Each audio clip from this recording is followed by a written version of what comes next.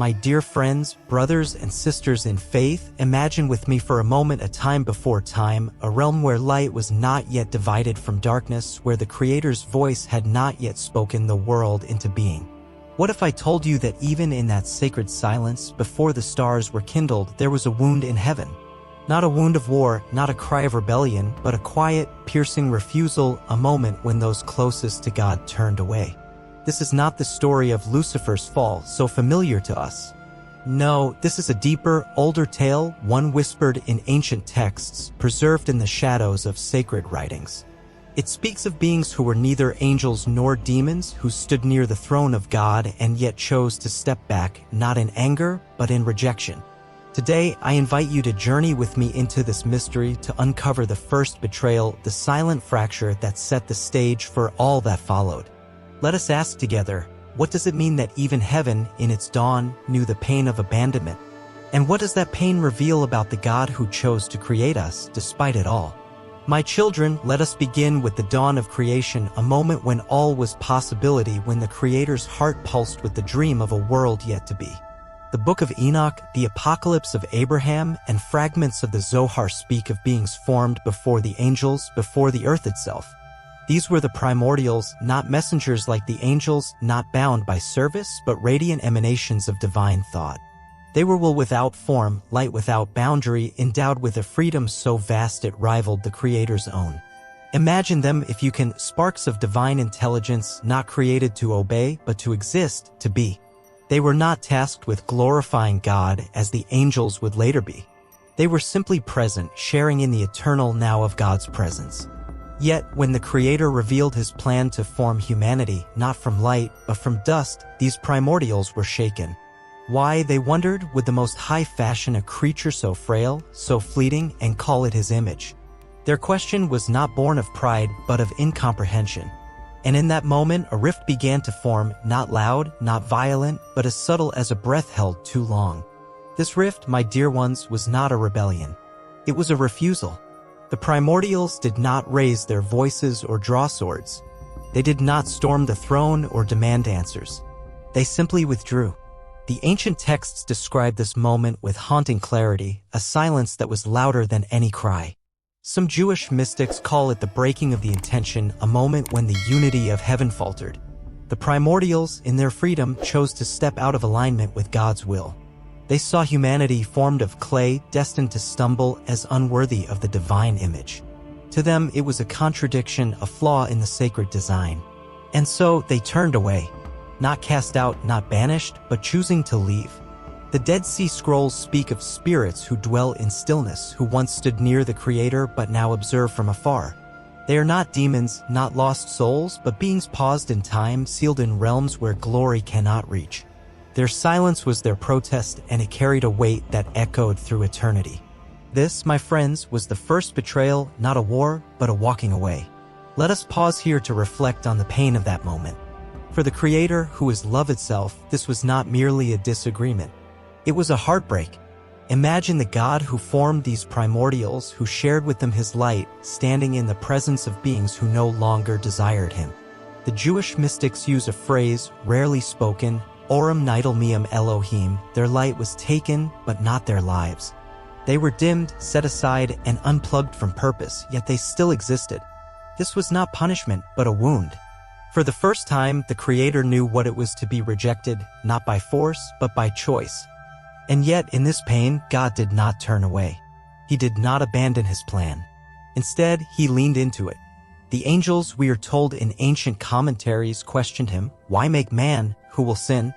And God's reply was simple yet profound, "Even so, I will make him." But between the lines of that response lies a deeper truth. God created humanity not in spite of this betrayal, but because of it. He longed for a creation that would choose him, not out of obligation, but out of love, a love born of freedom, fragile yet true. My beloved brothers and sisters, let us now turn our hearts to the creation of humanity, a moment that was not merely the beginning of our story, but a bold response to the silence that wounded heaven. When the primordials withdrew, when their light dimmed in protest, God did not retreat. He did not erase his vision. Instead, he dared to create anew, to fashion a creature not of radiant flame but of humble dust, yet imbued with his own breath. The book of Genesis tells us, "Let us make man in our image," but the ancient Midrash and the Zohar reveal more. This was no ordinary act of creation. It was a divine risk, a wager on love freely given. Unlike the primordials, who were unbound by form, or the angels, who serve in the radiance of glory, humanity was made to choose, blindly, freely, in the midst of uncertainty. And in this choice, God planted the seed of something new, a partnership not of compulsion, but of devotion. Eden then was not just a garden. It was a stage where heaven's ancient tensions would play out, where dust would be called to rise above the contempt of those who turned away. But let us not imagine that this creation was met with universal acclaim. The ancient texts speak of a second ripple of discord, one that followed the primordials' refusal. When God formed Adam from the earth and breathed into him the breath of life, the angels themselves questioned the plan. The Midrash Tanhuma records their protest. "What is man that you are mindful of him? This creature will sin, he will fall." They saw in humanity not a reflection of divine glory but a risk too great, a design too frail. Yet God's response was unwavering. He formed Adam not to silence the doubters but to confound them. The Zohar tells us that God blended dust with divine breath, creating a being who could stumble yet also soar and who could fail yet also love. This was no accident. It was a declaration that what the primordials rejected as unworthy, God would elevate as his image.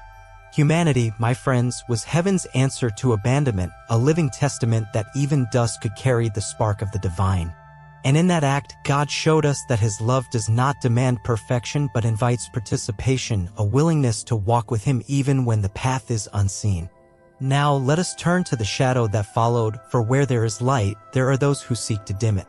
The primordials had walked away in silence, but another would rise, not to withdraw, but to challenge. Lucifer, the Shining One, Hel Ben Shakar, son of the morning, as the book of Enoch names him, saw the creation of humanity not as a risk but as a mistake. The Apocalypse of Abraham speaks of a radiant being who argued that the throne of glory belonged to those made of flame, not clay. Unlike the primordials, whose refusal was cold and quiet, Lucifer's descent was fierce, articulate, a fire that sought to reorder heaven itself. He did not invent betrayal, its seed had been sown long before, but he weaponized it. The Zohar hints that Lucifer saw himself not as a rebel but as a defender of divine purity, a guardian of a hierarchy he believed humanity would tame. Yet in his zeal to correct what he saw as error, he became the distortion he feared. His rebellion was not born of a single moment of pride, but of a deeper wound. He could not accept a God who would choose dust over flame. And so heaven shook, not from silence this time, but from the clamor of one who sought to take control, who turned rejection into revolt. My dear children, let us now walk into the Garden of Eden, where the ancient tensions of heaven met the fragile beauty of humanity. Here, in this place of abundance and intimacy with God, the stage was set for a choice that would echo through all of time. Genesis 3 opens with the serpent, Lucifer's cunning voice, speaking to Eve. Did God really say? These words were not a mere question but a subtle blade cutting at the root of trust. The ancient Midrashim note that Eve received God's command second-hand through Adam, for she was not yet created when God spoke in Genesis 2 verse 17. Lucifer knew this. He did not lie outright, he distorted, twisting truth just enough to sow doubt. The Zohar and mystical commentaries suggest that Eve was not merely a target but a key, for she embodied intuition, receptivity, a mirror of the spiritual within humanity. To shift her perspective was to unravel the foundation of God's design. And so, through conversation, not coercion, the serpent convinced her. Eve reached for the fruit, seeking wisdom, and when she shared it with Adam, he did not resist.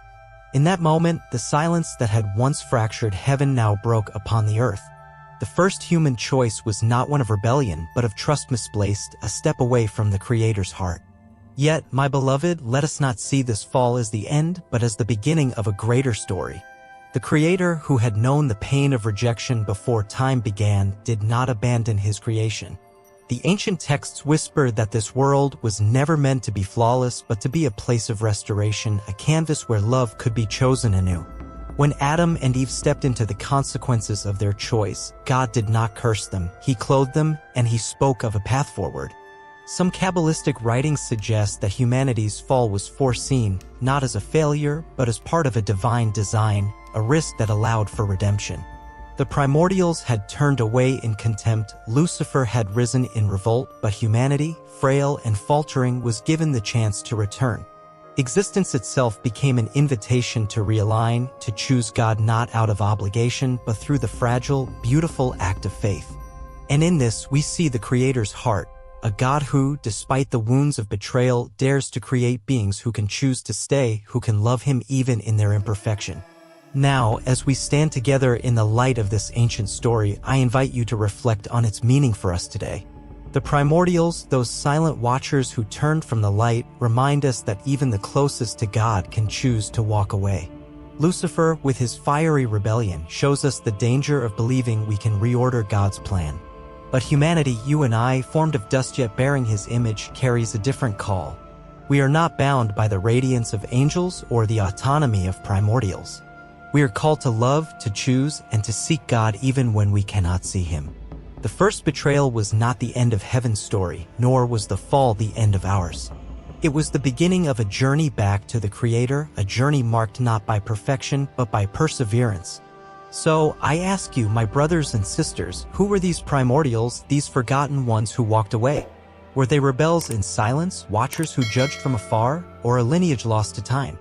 Share your thoughts below, for in our questions we draw closer to the mystery of God's love. And let us remember this, in every moment of doubt, in every choice we face, the Creator stands ready, not to condemn, but to welcome us home.